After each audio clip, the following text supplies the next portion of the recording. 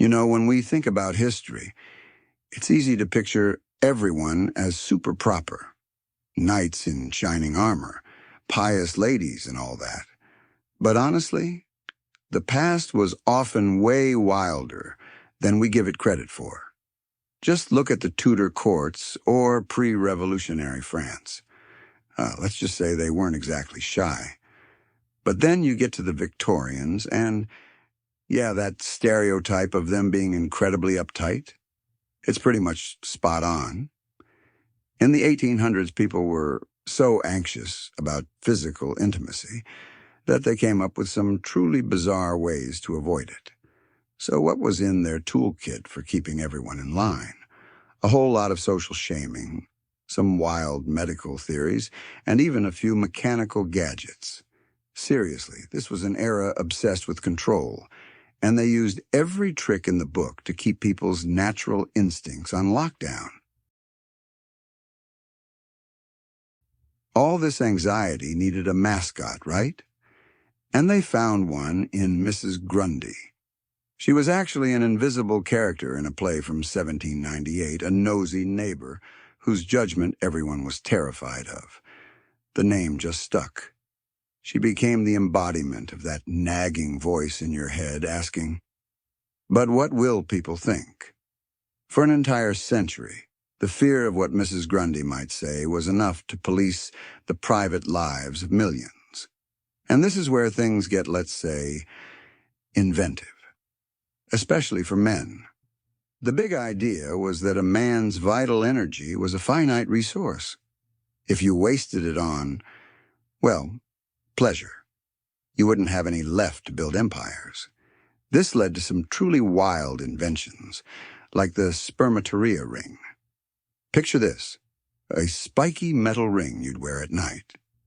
The moment things started to get interesting in your sleep, zap, a rude and very sharp awakening.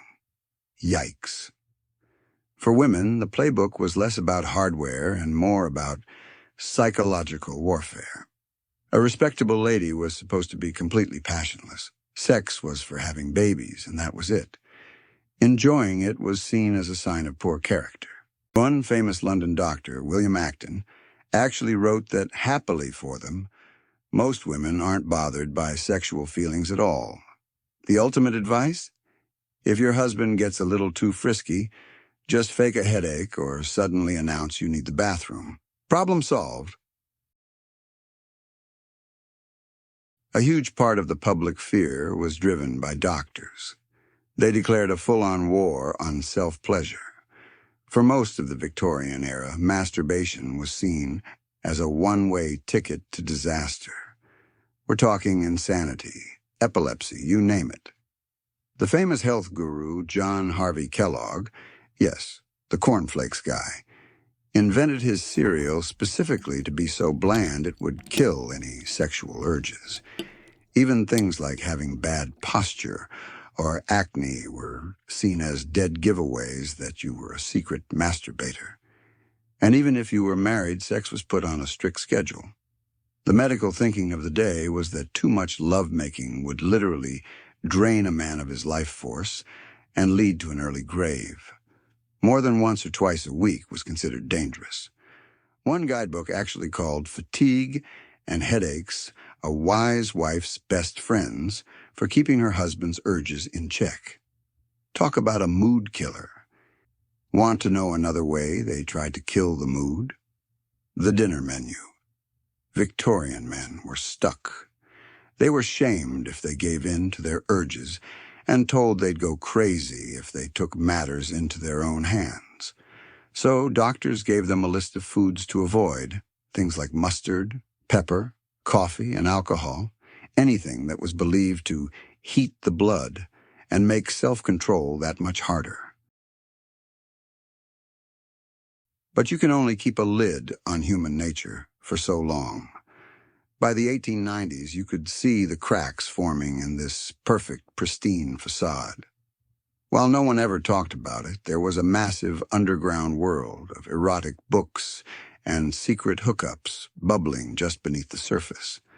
By the end of the century, this hidden shadow culture was a huge, unspoken part of Victorian life. Giving birth outside of marriage, that was the ultimate social catastrophe. It was a massive taboo, and the fear of it was everywhere, from novels like Dickens' Bleak House to the grim reality of daily life. To avoid being cast out, desperate single mothers would leave their babies on the steps of places like the London Foundling Hospital. In the most heartbreaking cases, the terror of social ruin led some women to do the unthinkable. Prostitution, meanwhile, absolutely terrified people. It wasn't just about the act itself. To the Victorians, a prostitute was a woman living outside of a man's control, outside of a family, with her own money and freedom. This was a terrifying idea. So society labeled them fallen women, a term meant to make them sound like tragic victims, and to scare any other young women from following their path. And women? They were shoved into two neat little boxes. You were either a saint or a sinner. The ideal was the angel in the house, totally pure, pious, and passionless. If you showed any hint of desire or even curiosity, you were immediately branded as the opposite, a corrupt, dangerous deviant. A woman's entire place in society depended on staying on this impossibly narrow path. One slip, and you were considered dirty for life. The law was also used as a weapon, mostly to protect men at the expense of women. Prostitution might have been publicly shamed, but it was privately in high demand, especially in the military. When STDs started spreading like wildfire, the government passed the Contagious Diseases Acts. And get this, these laws allowed police to arrest any woman they suspected of being a prostitute and force her to undergo a humiliating medical exam. If she was sick, she was locked away for months. The men who hired her, they walked away, no questions asked. This insane double standard was just the accepted reality. The general idea was that men were just wired to be sexual creatures who couldn't control themselves, so you couldn't really blame them. This eventually led to a social purity movement, mostly run by women. But their goal wasn't to get the same freedoms as men. Instead, they wanted to force men to live by the same impossibly strict rules of chastity. And when it came to preventing pregnancy, the advice they got was just a mix of old wives' tales and pure nonsense. Without real contraception, you had all sorts of bizarre theories flying around. Some experts suggested that if a woman didn't enjoy the act, it was impossible for her to conceive. Yeah, they really didn't get how biology worked. And then they made being gay illegal. For a while, there weren't specific laws against what men did in private. But in 1885, that all changed. A new law made any gross indecency between men a crime, even behind closed doors. This kicked off a horrible period of fear and blackmail, and it's the same law that was used to imprison the famous writer Oscar Wilde. As if things weren't stressful enough, there was another weird rule for the bedroom: the simultaneous climax. This idea got popular that a sexual encounter was basically a failure unless both partners finished at the exact same instant. It was seen as the only correct way, a belief that actually stuck around in marriage books well into the 1920s.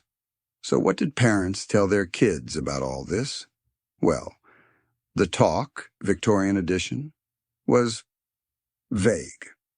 Doctors told parents they should educate their children, but mostly so their daughters wouldn't be totally freaked out by their first period. Boys got a few blurry details, but girls were taught next to nothing. This meant many young women went into their wedding night with zero clue what to expect. And the other piece of parenting advice? Literally run your kids ragged with exercise so they'd be too exhausted to even think about touching themselves at night.